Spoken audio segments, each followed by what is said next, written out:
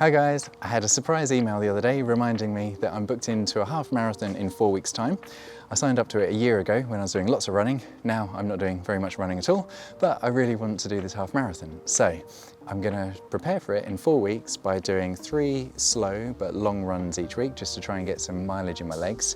But most importantly, I need to stay strong because strength is gonna help prevent injury in something that I'm really not very prepared for. So the way I'm going to structure it is I'll show you the quick warm-up that I do, and I'll talk you through some of the philosophy of it, and then I'm going to do 3 strength exercises, which when I do them, I do one after the other, but repeat them 3 times. So I'm going to do 3 sets, but I'm going to keep moving from one to the next, and that will get my cardio going a little bit.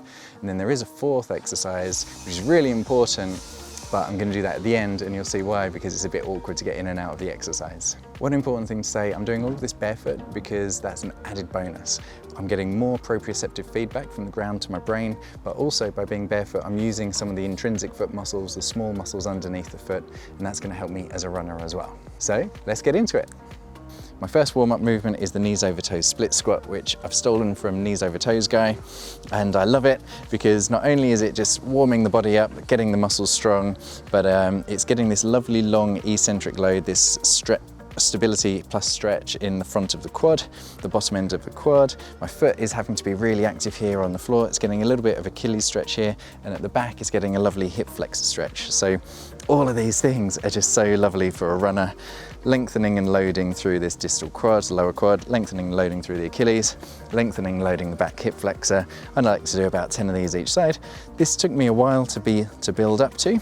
So at first, your goal is just to get your knee a little bit further over your toes. It doesn't have to go too far over. And the other thing is, it doesn't matter if your heel comes up because your goal is to get your knee over your toes.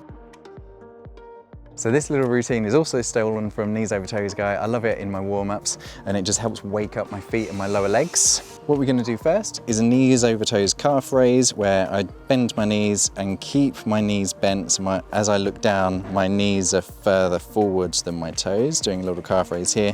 Whenever that feels too easy, you can just do them one-legged, and I try and build up to about 20 reps, or at least feel a light burn in my calves.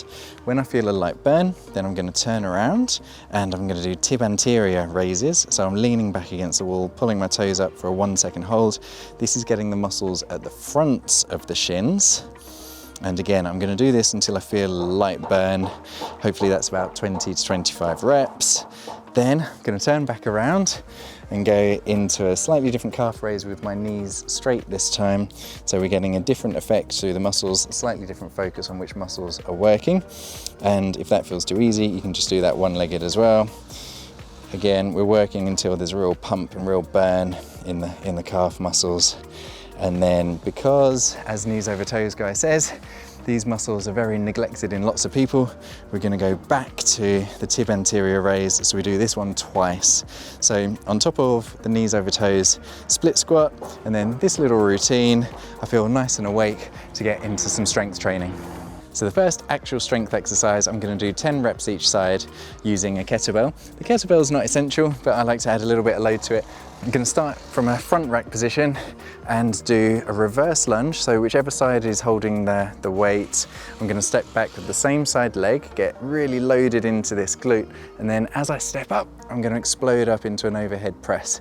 Now, it's actually really important for runners to have upper body strength, because when you get most fatigued, when you're trying really hard in your races, or when you're really tired in a long run, it's very common to start slumping. That's going to restrict your breathing, and slumping is also important, or it's bad for runners, because what it does is it brings slack to the ab system. When you see a really good runner opening up in running, what they're doing is they're creating this lovely elasticity through the core muscles that helps explode them into the next step. So by having strength in this upper body, when you're tired, you don't slump, and then that keeps your core loaded, keeps your breathing good. So we're going to do this reverse lunge here that gets the front hip nice and strong. As we press, our core muscles are having to stabilize our spine, getting nice and strong through the shoulders, and doing lots of reps of this. Also gets your cardio going. It's quite a hard movement to do, so I'll do 10 each side before moving on to the next movement. Okay, next strength movement is VMO squat. So we're going to do a squat that really focuses on the lower part of the quad. I'm using a slant board here, but you could just put something rolled up or a step, some sort of step or block under your heels. I like to use a kettlebell to hold in a goblet squat position, and here we're just going to do 10 reps of squats with the heels much higher than the toes. It allows me to go really deep, so my knee goes into full flexion here. My hamstrings are sitting on my calf at this bottom position, and by being in this deep stretch, it's really lengthening and loading over this distal quad, so it's targeting this lower part of the quadricep, which helps really give stability to the knee. For the third strength movement we're going to do is going to be the bird dog. I have no idea why it's called that, but the idea behind it is we're going to be activating the glutes a little bit, but creating this nice diagonal stability going across the spine from the hip to the opposite shoulder. This is really to protect my back and my core. So we're going to start in this tabletop position, take one foot up and opposite hand up as high as you can, and then go into an elbow to knee. I'm going to do 10 each side.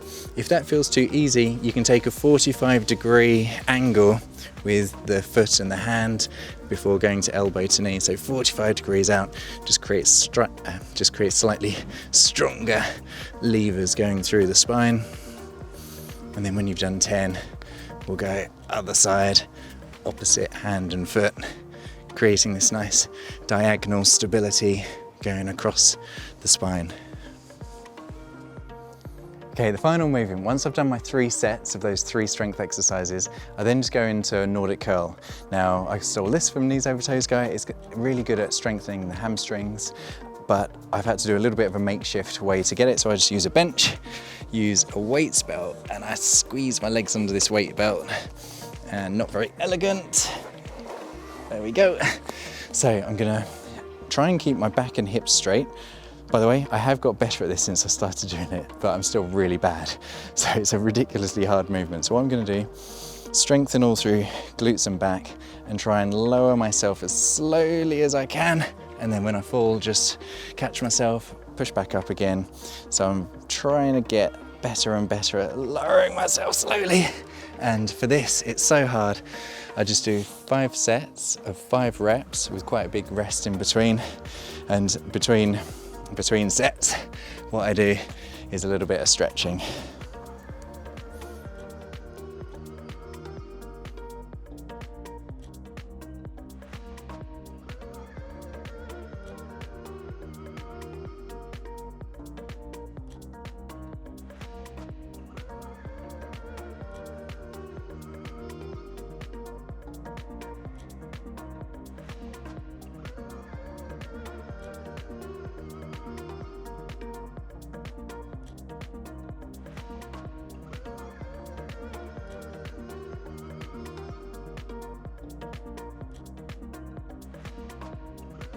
Okay guys, I hope you found that helpful.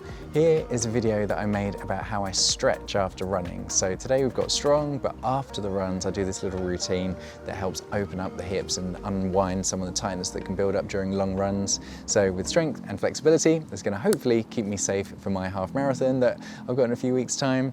And if you've got any questions, comment below. And until next time, have a healthy week.